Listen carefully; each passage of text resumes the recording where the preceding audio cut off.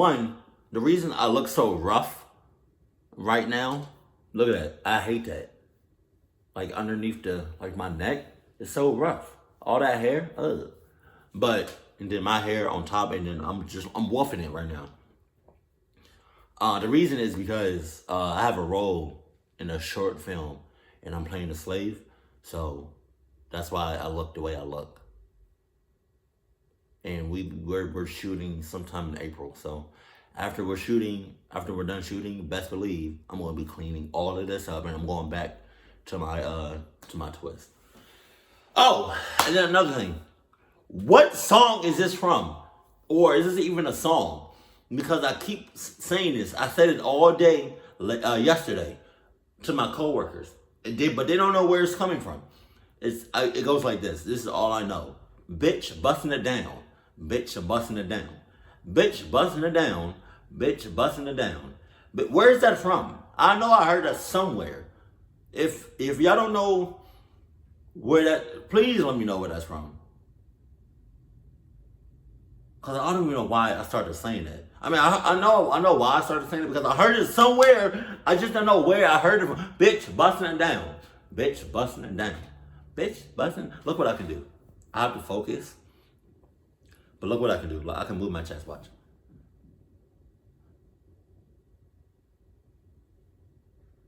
I mean, I move my shoulders too, but hold on.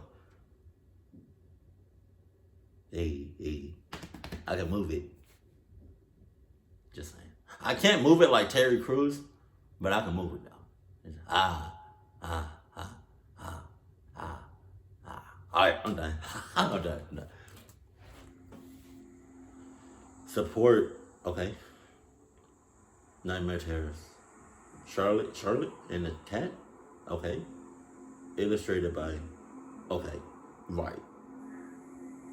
In the fall of 1982, right, a teenage girl named Charlotte Casey and her parents packed up their life in their home city and moved across the state in order to escape and protect themselves from the tragedies that had occurred in their former hometown. Okay, sus. Back home, over the course of the year, several girls had disappeared from their homes as they slept. Damn. Some were found deceased, and some were never seen again. Oh my God. Police had minimal leads on finding the perpetrator, but often claimed they were getting closer to apprehending a key suspect. Oh yeah. Charlotte's mother began to fear for her daughter's life, to the point where she could no longer sleep through the night without waking up several times as a shaking, nervous wreck, concerned that the worst had occurred. She would then go and check on Charlotte, only to find her sleeping soundly, return to bed, only to repeat the process a few hours later. After seeing the toll this was taking on his wife, the father decided that the best course of action was to leave this town behind them and start anew. Charlotte did not want to leave her hometown, and least of all, she didn't want to leave her friends. But her father had made up his mind. They pulled into their new town around noon. I just want to say, in all due respect, cluck your friends. You live in a town where cluckness literally happens every day. People go missing every day. Get the hell out of here. You're going to meet new people. That's just the way it is. You know, there's almost 8 billion, if not 8 billion people on this planet. You're going to come across somebody and you're going to make friends. You're going to make acquaintances. Come on. You win some and you lose some. Monday, and soon after, arrived at their new home. They all stood in the driveway. The mother looked up at the new house, hopeful that they would feel safer here and that their lives would soon return to normal.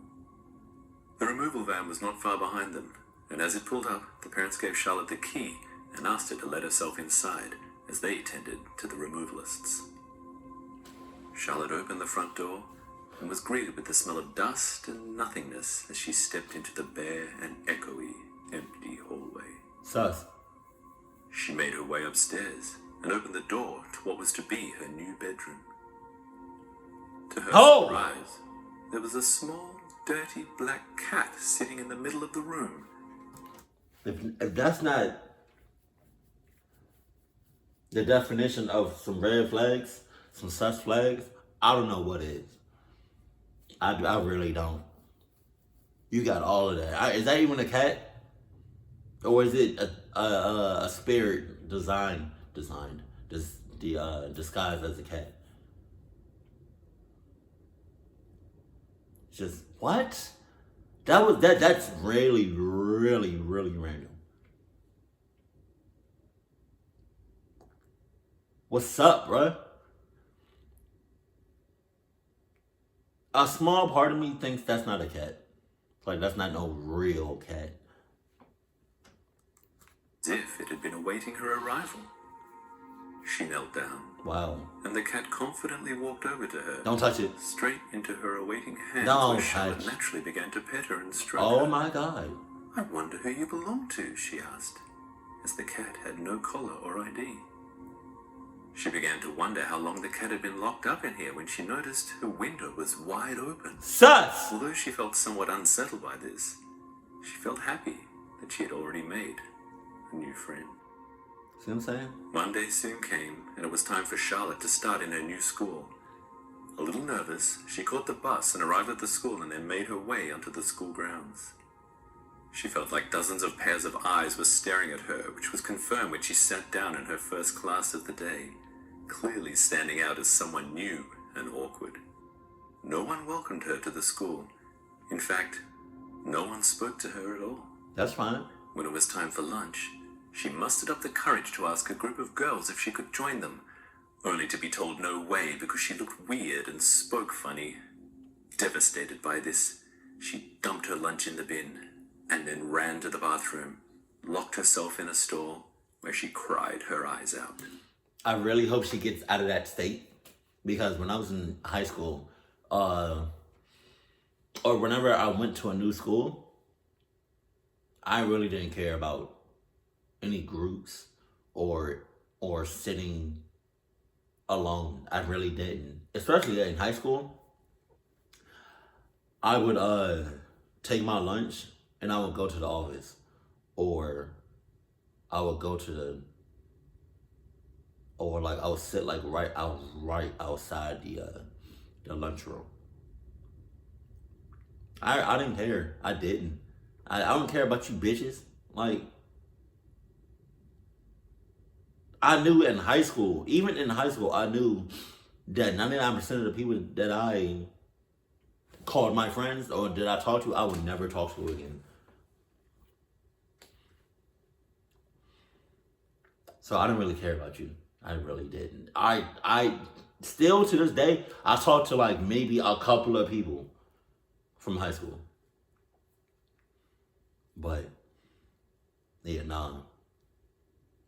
She need to get out of that mindset. I do not care about nobody in school, especially in high school. I mean, I did, but like, I'm not doing what she doing right now. Hell no. That she gotta get out of that ASAP. Around 10 minutes later, the bell rang for class. Still not feeling like she was quite ready to do it, she dried her eyes and sat for a while longer, contemplating whether or not she would go to class or just go home. It was then that she heard the door open and footsteps approach her stall. She sat in silence as she watched the shadow of the feet go past her, followed by no sound at all. Nah. She sat for what felt like an eternity when she heard the footsteps again. She watched them slowly walk past her again, and soon after, she heard the door to the bathroom open What the hell? and then close. She exhaled, followed by a huge inhale and the realization that she had been holding her breath for who knows how long. She stepped out of the bathroom, and as she turned to the left, she found herself face to face with an old man who said to her, "What are you doing here?" He a pedophile. She fired back, "Who are you? He sus. What are you doing here?"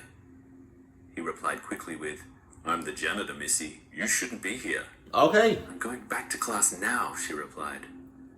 As she walked away, his words echoed in her head. He was right. She shouldn't be here. Why he looking at her like that? She didn't go back to class. She left for home instead.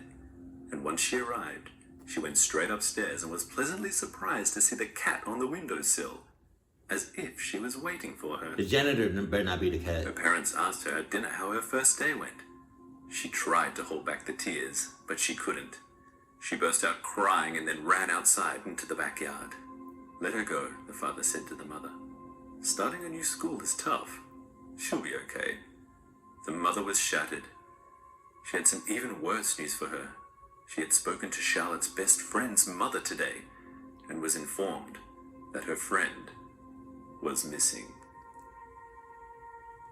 Charlotte sat out on the back porch, stared at the moon for a moment, and then put her face in her hands and cried. What's wrong with me, she thought. Why don't I fit in? She then felt something brush by her Oh, leg. God. It was the cat. Damn.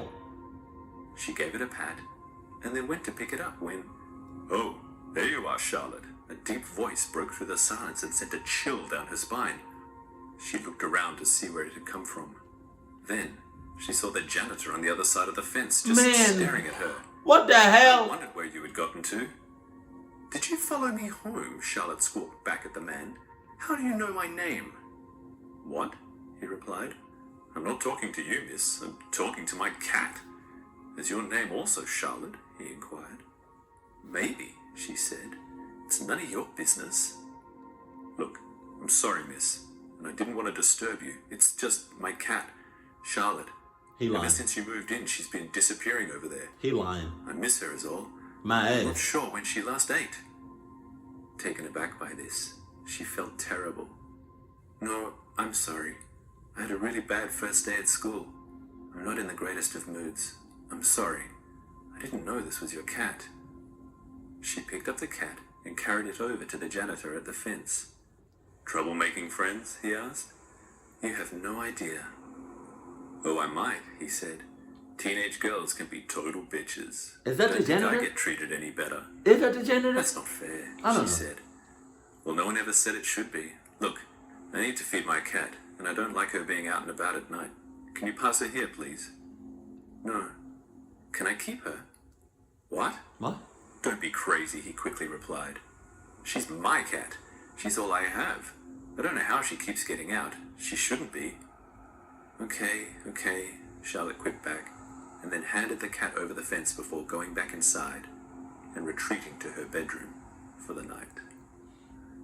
Later that evening, her mother went upstairs to check on her before going to bed and was slightly taken aback when she heard voices and noticed a strange odor emanating from her room.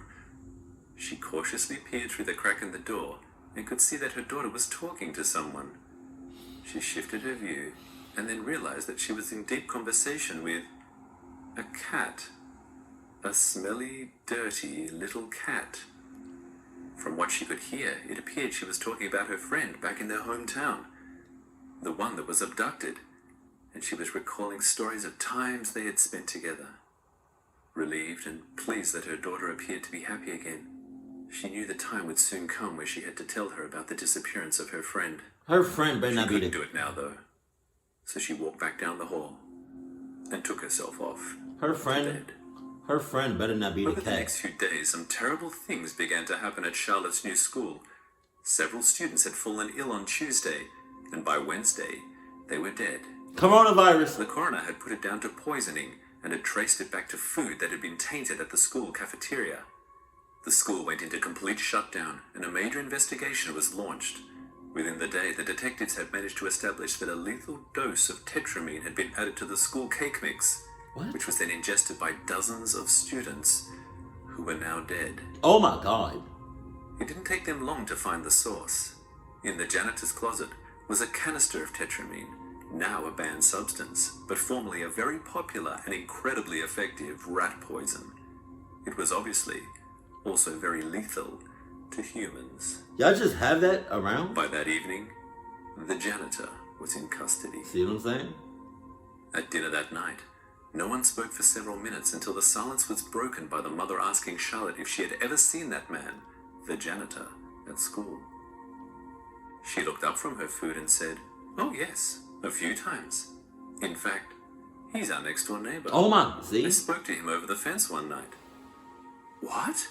Her mother was clearly shocked. What did he say to you? Nothing special. Just that the girls at school were bitches and that I could spend time with his cat. Her mother was lost for words and couldn't understand how she could be so calm after what had just happened at her new school. She was hugely concerned for her mental well-being, as it appeared Charlotte had been desensitized to the current situation by the amount of death she had experienced in her life over such a short period of time. Charlotte then spoke again. "Mum, I don't really feel like eating any more tonight. If it's all right with you, I'm going to go upstairs and talk with my friend." Yeah, of course, dear." Something tells me that the cat is not really a cat. It's not a real, like, I feel like it's not. I feel like that cat is possessed. It's like, I feel like that her friend that passed is the cat. And plus, she's acting way too calm right now. All these deaths and all of this clutchness that's going on, still going on, she acting real calm right now. I don't know what's going on. And I feel like, excuse me, I don't know what's going on with her. She might already be possessed. I don't know. She's showing them signs though. I'll tell you that though. Replied, not knowing what else to say. Her friend? Who? That dirty little cat? Charlotte left the table, and her mother hung her head and cried. Later that night, the mother was awoken by the sound of her daughter's laughter echoing down the hall. She rose from her bed and made her way down the hall to check on Charlotte. Make my way It down. was odd for her to still be up at this time of night. As she got closer, she could hear Charlotte more clearly, and then it became apparent that Charlotte was talking about the day's events to someone and laughing about it. Then suddenly, the smell hit her again. "That damn cat," she muttered under her breath. And she was right. The cat was with Charlotte again, and she appeared deep in conversation, talking about how the girls at school had gotten what they deserved, and she was so happy that she could be with her one and only true friend. What the hell is she on about? The mother thought as she watched the cat walk away from Charlotte. The odd thing was, though, Charlotte's gaze hadn't shifted, and her conversation hadn't halted. She possessed. She wasn't talking to the cat at all. She possessed. Well, if she wasn't talking to the cat, who was she talking to? Her mother opened the door slowly and felt sick to her stomach when she saw the decomposing corpse of Charlotte's best friend propped up and rotting in the closet. "Oh my God," the mother screamed, struggling to take in what she was seeing and trying to ward off the realization that her daughter was a cold-blooded killer. Oh my God! "What have you done? What's wrong with you?" "Oh, Mother," Charlotte replied, "nothing's wrong. Daddy always does his best to make sure his little girl is happy." So it's the daddy's fault? It's the daddy's fault? Jesus. So the mom is the only one that's normal in this family. Wow. Oh God, damn. Well, there it is. The cat, somebody has to cluck up the dad. And the daughter. I still feel like that cat is not a regular cat. I don't know why. I really feel like that cat is just like, oh my God. I don't like that cat. I don't. That cat is giving me so many negative vibes. I'm not clucking with the cat. I'm not. And I did not see that shit coming from the daughter. Or the dad. But I knew something was wrong with the daughter. I just couldn't. I did not see that coming. God. So the mom either has to do something to, either has to cluck up both the dad and the daughter, or just get the hell out of there. She can't stay there no more. She can't. I would love to see a part 2 to this. And if he ever makes a part 2, I would like to see the cat still be in it. Even though I don't like the cat, I would still like to see the cat.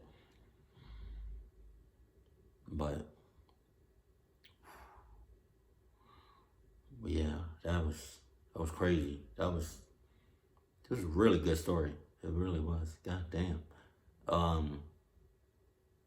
But now I'm trying to like play it back in my head to see if I missed anything. Cause I did not see the dad or the daughter doing that. They're both in cahoots. They're sasuits. Except for the mom. Now I don't know. The mom could be. I don't know. I mean, because how do you keep something like that from your partner, from like your significant other? I don't really know. But I mean, he did. He did keep it from his wife.